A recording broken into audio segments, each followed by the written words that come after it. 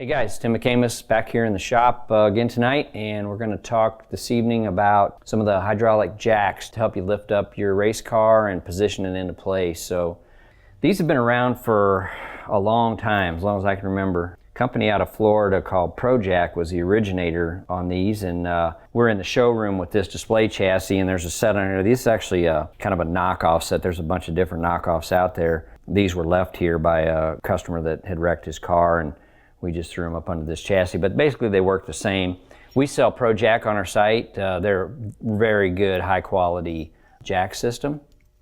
Very nice finish on them. They're chrome plated. They got a nice handle. The hydraulic hoses and stuff, everything's very, very top quality. So we really like their system. So we sell those and we use them here in the shop. There's a couple things you need to know about these jacking systems. So they're really nice to use at the shop or at the racetrack because, get this car up off the ground a little bit. It's easier to get under and work on. They also actually convert themselves into a safety stand once you have them all the way up. They've got these little legs that flip up on them and lock under the lifting arm. So whether you're in your shop or at the track, you slide these under the chassis, and then you have a choice of, the most common setup is an air over hydraulic pump. So it's just a standard like an Enerpack type pump, hook an air hose to it, and that moves a hydraulic piston in there and pumps the oil out to the jacks. So you're gonna have a rear set and a front set. There's a couple different ways you can use them. We like to lift the rear set first, lock the safety stand, and then lift the front set. And the reason is if you slide them under the chassis and just stand on the lever to lift them up, the front's going to come up first because the jack is up farther on the chassis and has less weight to pick up. So the rear jack is kind of more up on front of the rear end housing, so it's going to have more weight, so it's going to automatically pick the front up sooner than the back. And then what's going to happen is your wheelie bars are going to hit the surface of the pit area or the shop, and it's going to put a lot of extra load on them that you don't need. Either that or you have to unpin them and tie them up. So if you raise the rear set up first and lock them, then you can leave the wheelie bars pinned. But standard location for the rear set is right under the rear cross member at the 4-link brackets. If you have adjustable 4-link brackets, meaning like the Nest type brackets that we sell, the ones that have the infinite adjustability to them, they have a little receiver built onto the bottom of them that accepts the ProJack lifting arm. If you don't have that, if you got standard 4-link plates like this chassis has with the holes in them, we have these small laser cut tabs that you'll weld one of these onto each of the outside plate on the 4-link bracket. And what that does is it gives a place for that lifting arm to set in and lock in and still pivot. So as you pick it up, the lifting arm will come up, the chassis is going to pivot and raise up, and then you'll raise the front and this will level back out. Do not use these jacks without a receiver on the back. Don't try to pick this up without having the rear lifting arm locked into something secure. The chassis can slide, it'll slide off, it can hurt somebody, it can bend the jacks. You have to have something for that rear set to lock into. So the rear lifting arm is your pivot. The front lifting arm fits under the chassis. It's got a couple adjustable cups that fit under the frame rails and picks up, and they swivel as it's going up. So your rear set is going to lock it into place so that it can't move front or back and it can't slide as you're picking it up.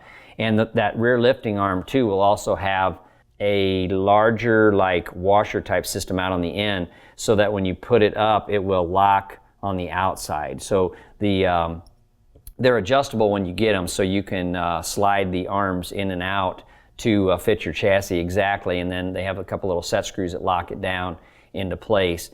So this is just like anything else. If you're jacking up any type of vehicle, you got to be safety. You got to be careful. You got to have safety first. You need to make sure that you're not going to hurt yourself or anybody else when you're raising this thing up. So make sure your rear lifting arm is locked into some type of receiver groove, whether you put it on or it's already built onto your bracket.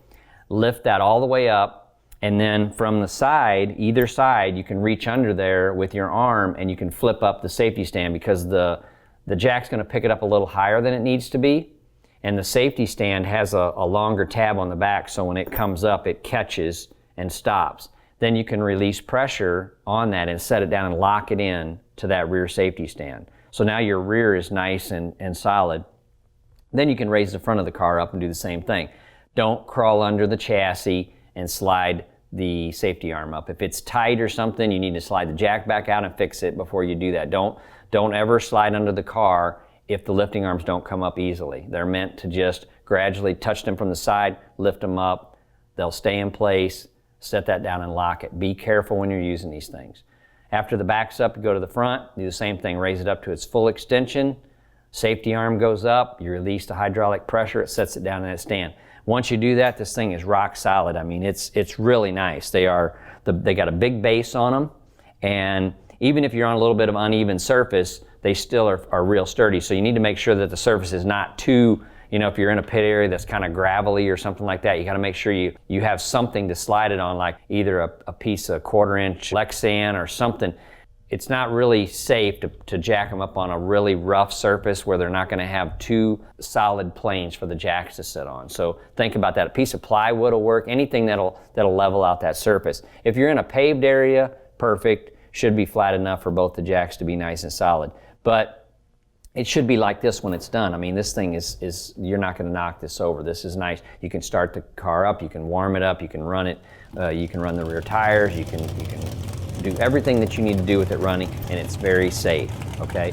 Same thing when you set it down, just do the opposite. You're gonna raise up the front jack, let the safety stands fall back down, release the front slowly. So you just, there's a couple options for that. You can control the foot lever by hand and let it down easy, or the best choice is to have an adjustable valve at the hydraulic line so you can close that valve off, release the pressure, and then crack that valve open so that it lets it down easy. We've seen lots of damage to the jacks and to the chassis by guys slamming the car down off of the jack. So you need to be careful when you're letting it down.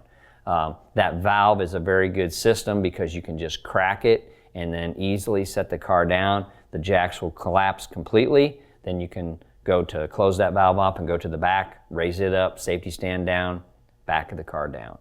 Slide them out, grab the handle for the back one. The rear one's got a handle so you can get up under the back of the car and slide it up in there and get it into place.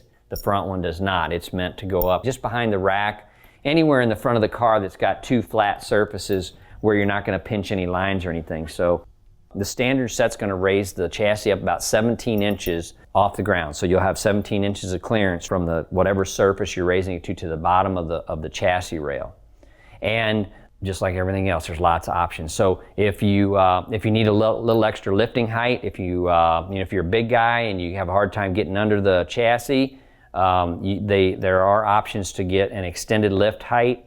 These are 17. I believe that is 20 or 21 that it will lift it to with the extended lift height arms. That's something that when you order the jacks, you order that at that time. There's also some options for a little bit heavier cars. You can get a heavier duty version so that if you're, let's say your configuration is more of a, has a steel body on it, it's a heavier combination, you're going to need a heavier set of jacks. There's lots of options for that. There's also options for the lifting pump system. So you're going to have, like I said earlier, air over hydraulic is standard. So you got to have a good air compressor that'll produce enough air for the pump to work. So if you've got a little bitty tiny compressor in your trailer, you might want to think about going to the electric over hydraulic. So it's a self-contained system. It's quite a bit larger than the air over hydraulic. The air over hydraulic pump's going to be about this big. The electric one actually has an electric motor on it driving the pump. So it's going to have a reservoir, electric motor, and then a control valve. You'll hook your hoses to it the same way. You'll just plug it into a 120 volt power source, and then there's a lanyard with a switch that you can run it up and down. That is quite a bit more money for that system, but if you don't have access to a good source of air, that is the next option. So some of the trailers, if you don't have a big enough air compressor, you might want to consider the electric pump. That's about it, guys. Really nice system, been around a long time, been in use on thousands and thousands of race cars. They work excellent. They don't give you any trouble.